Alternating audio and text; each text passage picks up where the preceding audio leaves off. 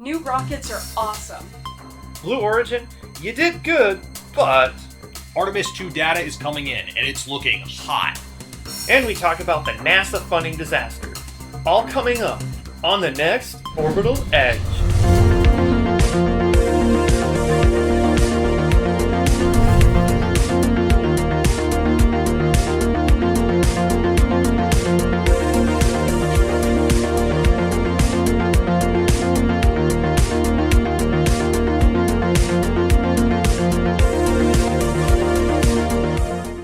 You found us for episode 3.4 of Orbital Edge, and I'm your host Chad, and we got a new face today. It's Kylie, our new spaceflight correspondent. Sitting next to me is Jacob, our co-host. How's it going? And as always, we're going to start the show with some launches. Kylie, why don't you take us away? All right, we do indeed have a few interesting launches going on this month. First to report on is the Falcon 9. The CRS-34 mission launched May 15th at 6:05 p.m. Eastern Time with the purpose of being a cargo resupply mission for the International Space Station, consisting of 6,500 pounds of food, general supplies, and equipment. It was originally supposed to launch that Tuesday on the 12th, but was delayed till the 15th due to the weather. Next up is the Vega C mission that launched at 11:52 Eastern Standard Time on May 18th. The Vega C mission is launching the satellite SMILE, the Solar Wind Magnetosphere-Lonosphere Link Explorer. The Vega C rocket is a solid booster-only rocket, by the way. The spacecraft is on a mission to study how Earth's magnetosphere responds to the solar winds of the sun.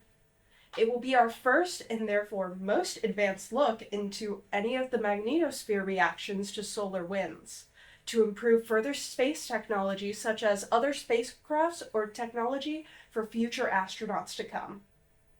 All right, we're going to do some space news, starting with Jacob's got a story about some asteroid redirecting. What's going on with this European partnership? I do, Chad. So there's 2 scary days a year. You've got Halloween, and you've got Friday the 13th.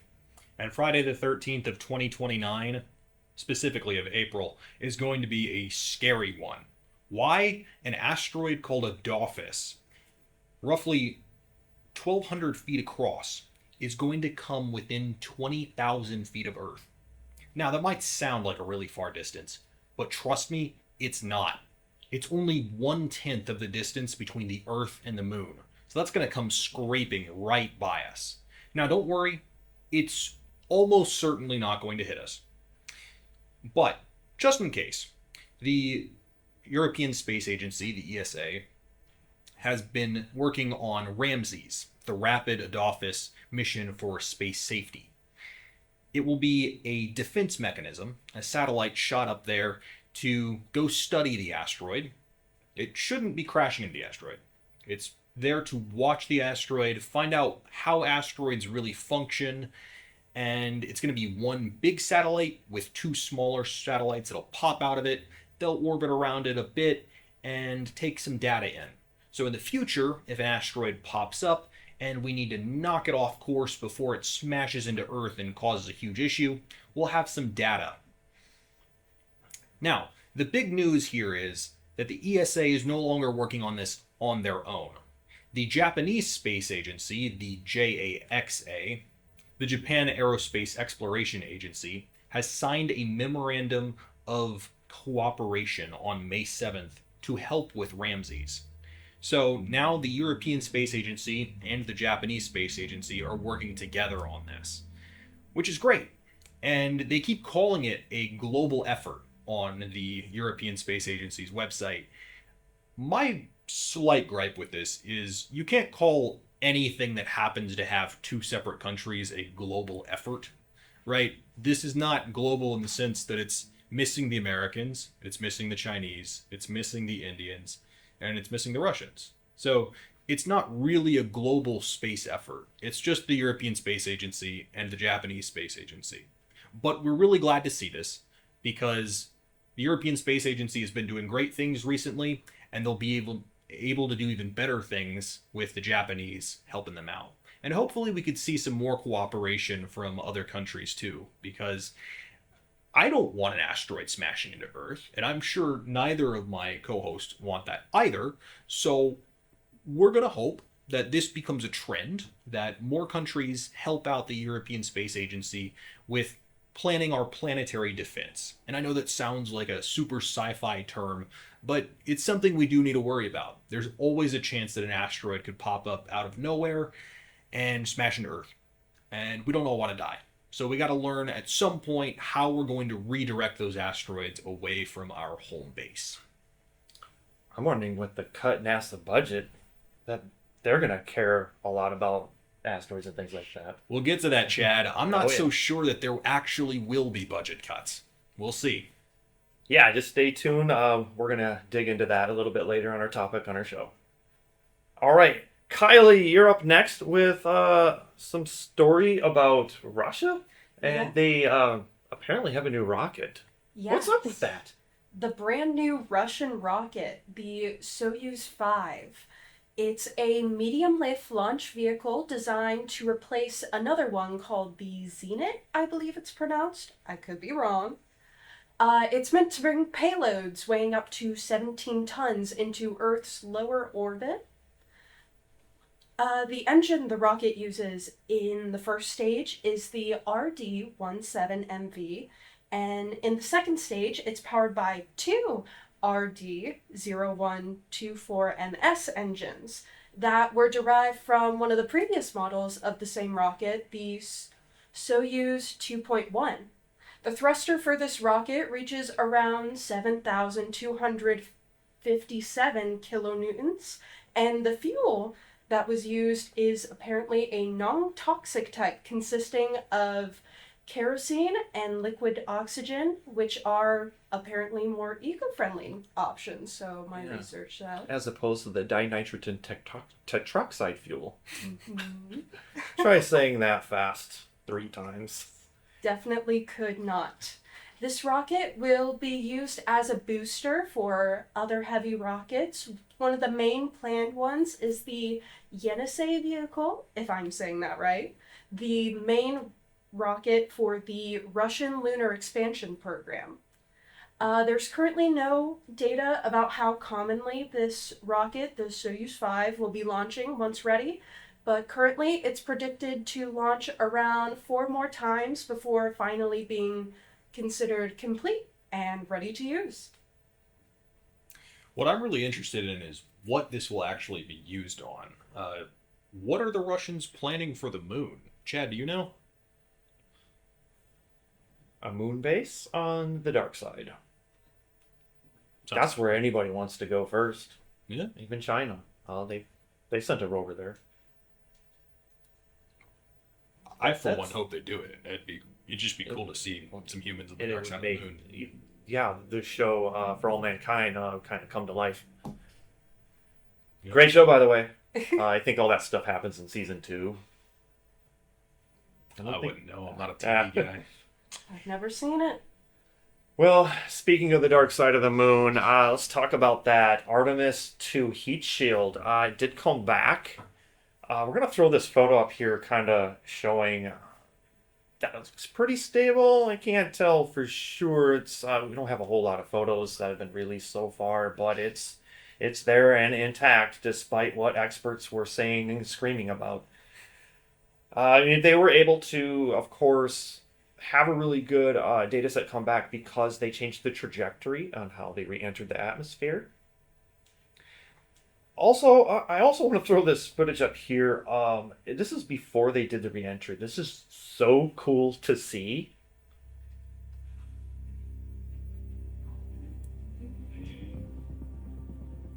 I can't stop watching that. That is the coolest damn thing.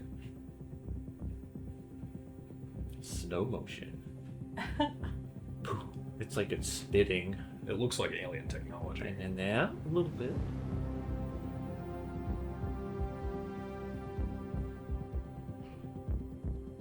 Beautiful.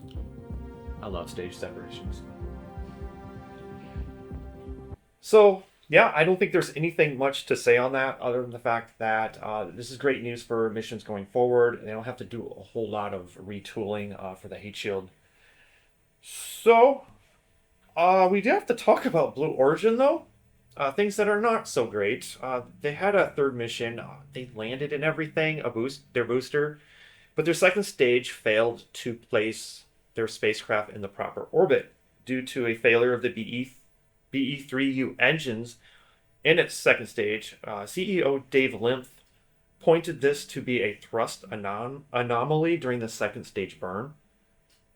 Of course, that places it in the wrong orbit, which made it enter into an orbital decay.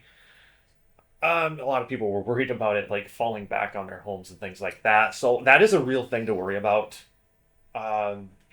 Spacecraft that don't get properly placed do kind of they will deorbit out of control because it wasn't in their plan to begin with.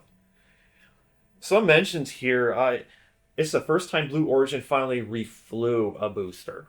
So now they're following the footsteps of SpaceX and reusability. So it's awesome to see Blue Origin do that. They even following this, they are grounded, but they're expecting to launch after this about every 2 months. I had some other thoughts about their production scaling, which I thought it was really intriguing. They don't overbuild their boosters, which is a good thing. And that is because they've found this problem and anomaly on the second stage, which means if they've built less boosters, they won't replicate that problem as much, meaning they won't have to go in and redo everything. You can't say the same about SpaceX, which they are taking a larger risk with its Starship, wasting tons of metal and valuable resources on doing things wrong the first time. All right, we're going to take a break, and when we come back, our topic, nasty budget cuts and how they suck for space fans. Stay tuned. Don't go away.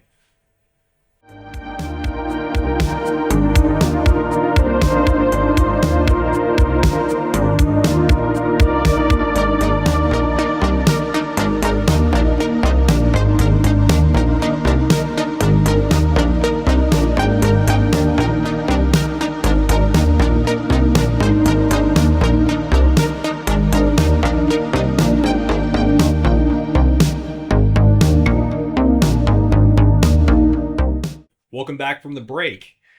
It's time to deal with the topic of today's episode. There could be budget cuts at NASA. I know, it sucks. It always does. And we hear it almost annually. But before my co-hosts weigh in on this, I want to lay out a couple of fast facts. Number one, these are proposed cuts. The cuts have not been made yet.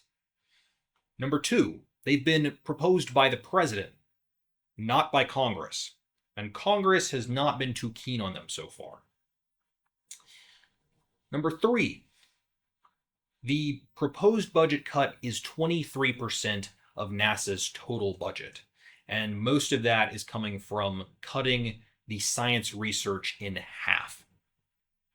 And number four, Trump has asked for similar budget cuts from NASA before, and he has consistently failed to get them. So, with all that said, I want to lay out a couple of things.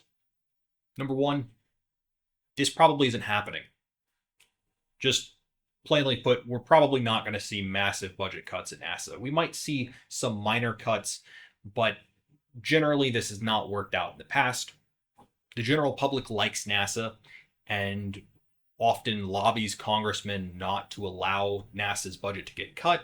Remember, Congress holds the power of the purse in the United States, so it's Congress's power whether or not things get budgeted. And the president does not have that power. So while Trump can offer a budget, he cannot enact it himself. It takes Congress funding something or not funding something. So it's going to be up to Congress whether or not they follow the president's directive on this. And following that up, Trump is the one that started the Artemis mission. I'd find it a little bit strange if he'd be the one to also axe NASA's budget by a quarter. He's tried this in the past. It didn't work last year.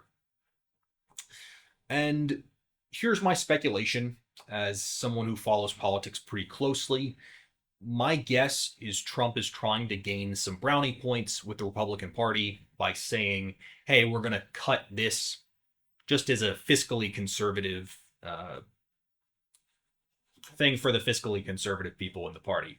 But that's a shrinking share of the overall GOP. So, do I believe this is actually going to happen? No. Could we see some cuts that are on this list being made? Yes. So, Chad, could you tell us a little bit about what those proposed cuts could be? Well, we're looking at 14%. Actually, with science, it's a 17% drop in the budget. However, they actually bumped up 14.7% in exploration, which was shocking. But that's the House proposal. Now, there is a slight difference between exploration and science. From what I've gathered, the science is going to be more for the telescopes, the research doing those things, and also interplanetary probes. Now that's for the science. For exploration, which we're hoping to gain, that's more space infrastructure or the human spaceflight division. So, which kind of does make sense, after Artemis. Yeah, that's right. Hopefully it makes Jared Isaacman happy about that. Kylie, what do you think about this? I've got a lot of opinions on this, and hearing from you, a little bit of new information, I'd say. Truly, if America wants to stay ahead of other countries in what I think is an ever ongoing space race, it feels like a big competition between all of these different countries to try and get further. I hear people talking about, oh, if someone else goes to the moon, America's going to be like, oh, we weren't trying to go to the moon, we're trying to go to Mars. Why would they be cutting the budget if they don't want to be beat? That's just a thought I have. Another thought is I didn't really realize that Congress wasn't the one presenting the budget cuts, but seeing as it's kind of predictable that the president is doing this, and since you've said he's tried to do it many times before and he's not gotten a lot of success, I hope that history continues to repeat itself. And I hope things don't get cut like he wants them to be cut. It feels like he was trying to get Artemis sent out there as one last hoorah before he said, okay, let's cut the budget again. Come on, guys. Let's all do it. Well, I want to stress that I don't think Trump actually intends on cutting NASA's budget.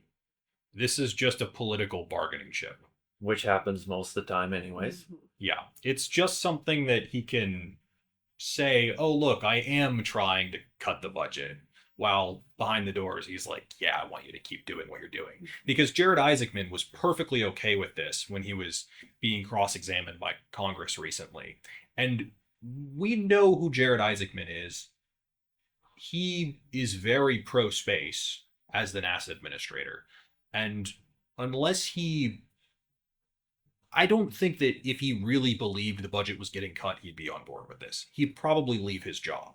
Because how is he going to administer NASA with a quarter less of the budget?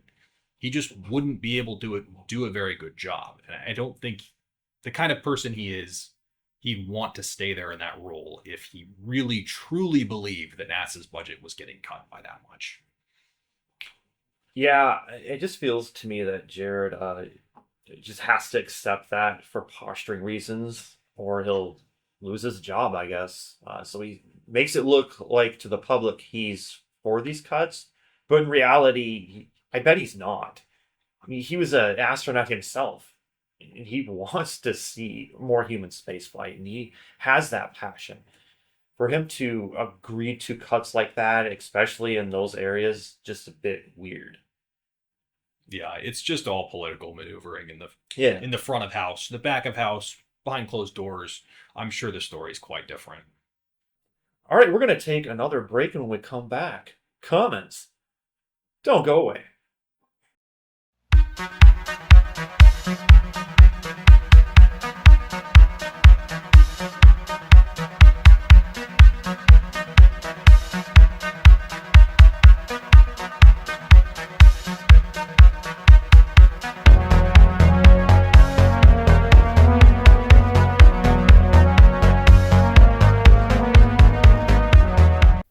back again. We're going to get going with a comment that we had on a Launch and Learn done by Julia.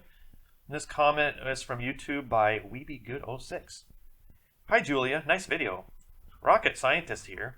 Having worked on the space shuttle, I always held my breath while the solid rocket boosters, or SRBs, were lit.